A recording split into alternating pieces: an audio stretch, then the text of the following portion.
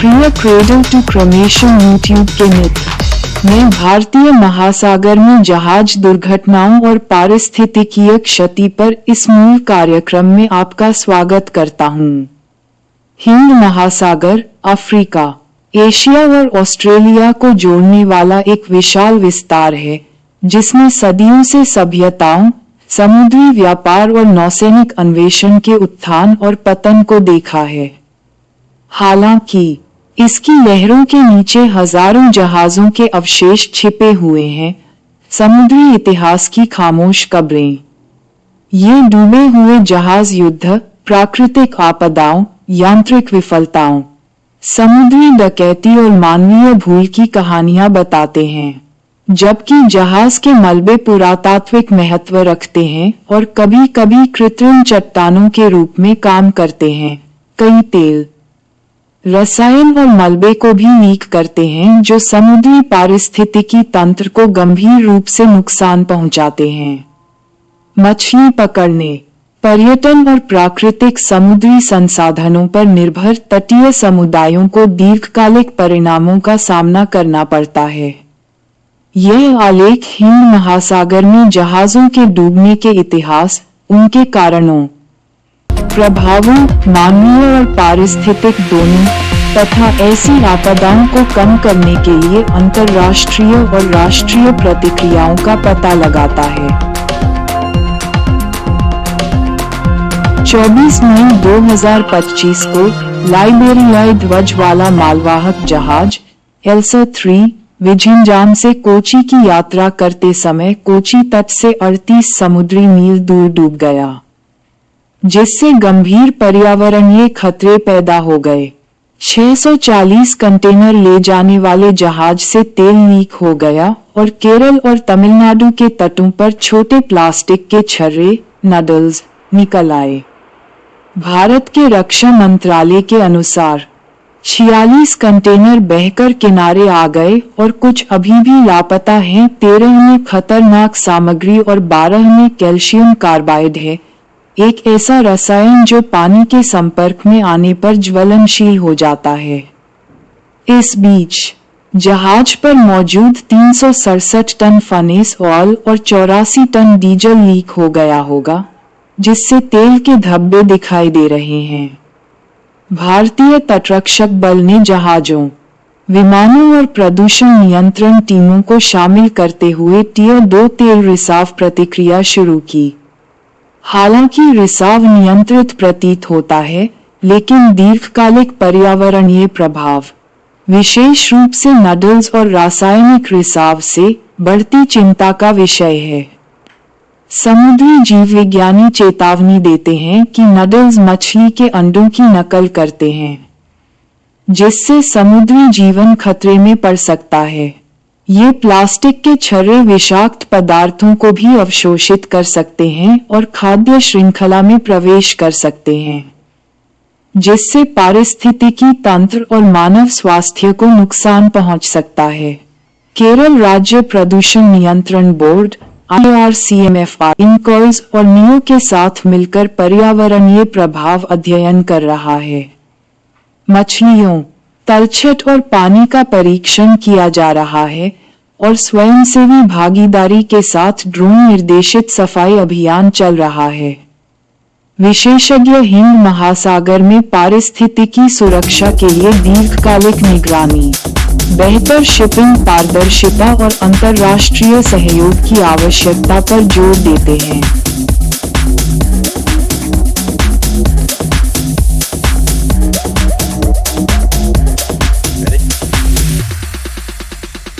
28 जनवरी 2017 को चेन्नई के एन्नूर पोर्ट के पास दो जहाज एमटी डॉन कांचीपुरम और BW मेपल आपस में टकरा गए, जिससे बड़े पैमाने पर तेल रिसाव हुआ। लगभग 251 टन भारी ईंधन तेल लीक हो गया, जिससे 35 किलोमीटर से ज्यादा समुद्र तट दूषित हो गया, जिससे मरीना बीच तक के इलाके प्रभावित हुए। रिसाव ने समुद्री जीवन को बुरी तरह प्रभावित किया, जिसमें कई कछुए और मछलियां मृत पाई गईं। सफाई के प्रयासों में स्वयंसेवकों सहित 5,000 से ज्यादा कर्मचारी शामिल थे। जांच में मानवीय भूल और चालक दल की थकान को प्राथमिक कारण बताया गया। इस घटना ने स्थानीय तेल रिसाव आकस्मिक योजना की कमी को उजागर किया, जिससे समुद्री सुरक्षा उपायों और पर्यावरण संबंधी तैयारियों में सुधार की मांग की गई।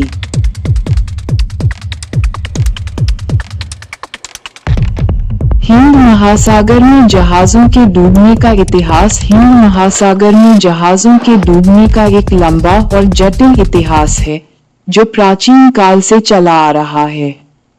शुरुआती अभिलेखों में सिंधु घाटी सभ्यता के व्यापारी जहाज, रोमन और अरब व्यापारी, चीनी जंग और यूरोपीय औपनिवेशिक बेड़े शामिल हैं।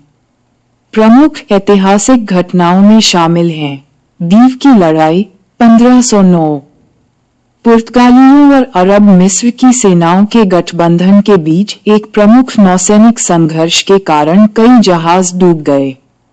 मालदीव और श्रीलंका के पास 17वीं सदी में डच ईस्ट इंडिया कंपनी जहाजों के डूबने की घटनाएं।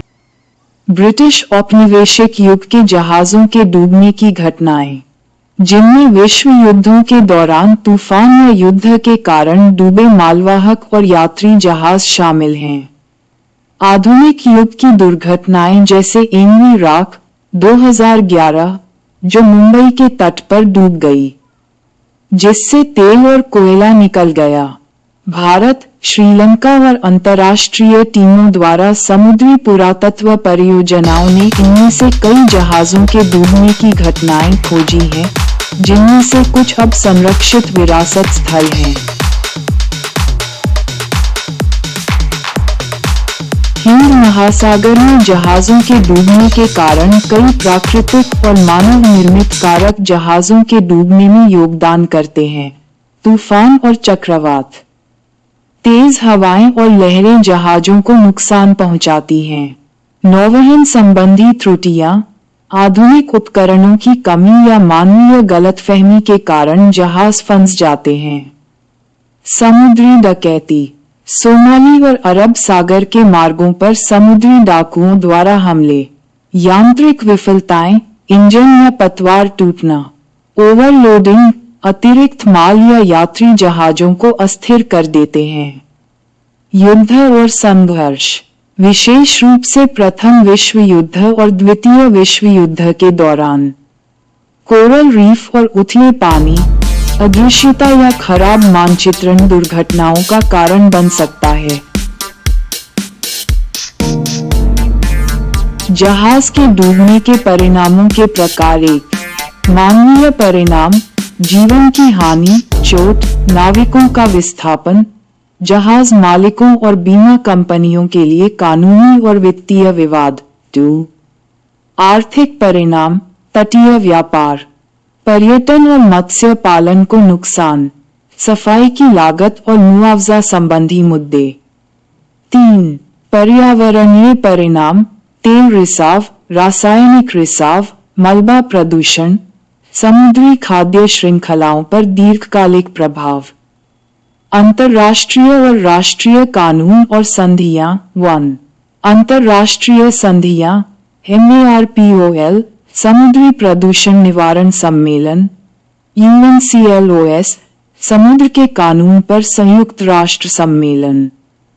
नैरोबी मलबे हटाने सम्मेलन 2007, बेसल सम्मेलन, खतरनाक अपशिष्ट। 2, भारतीय कानून, मर्चेंट शिपिंग अधिनियम 1958, भारतीय तटरक्षक अधिनियम 1978, पर्यावरण संरक्षण अधिनियम 1986, भारत के समुद्री क्षेत्र अधिनियम 1976, भारत IMO, अंतर्राष्ट्रीय समुद्री संगठन के तहत कई सम्मेलनों का हस्ताक्षरकर्ता भी है।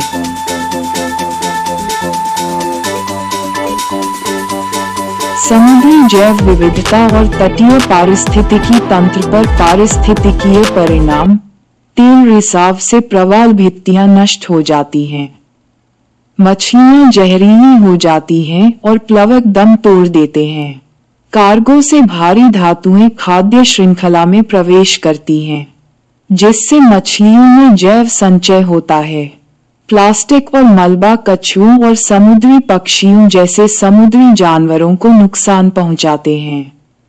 क्षतिग्रस्त मछली पकड़ने वाले जहाजों से निकलने वाले भूतिया जाल समुद्री जीवन को फंसा मार देते हैं। मैंग्रोव और समुद्री घास के बिस्तर तेल जमा घुटने से पीड़ित हैं। ये जैव विविधता करते हैं, प्रजनन को प्रभावित करते हैं, प्रवास को बाधित करते हैं और संवेदनशील तटीय पारिस्थितिकी तंत्र को खराब करते हैं। हिंद महासागर में जहाजों के मलबे मानवीय विजय और त्रासदी दोनों की याद दिलाते हैं, जबकि वे समुद्री इतिहास के अवशेष के रूप में काम करते हैं। वे समुद्री जैव विविधता और तटीय आजीविका के लिए गंभीर खतरे भी पैदा करते हैं। तेल रिसाव, रासायनिक रिसाव और संरचनात्मक मलबे से पारिस्थितिक क्षति दशकों तक बनी रह सकती है।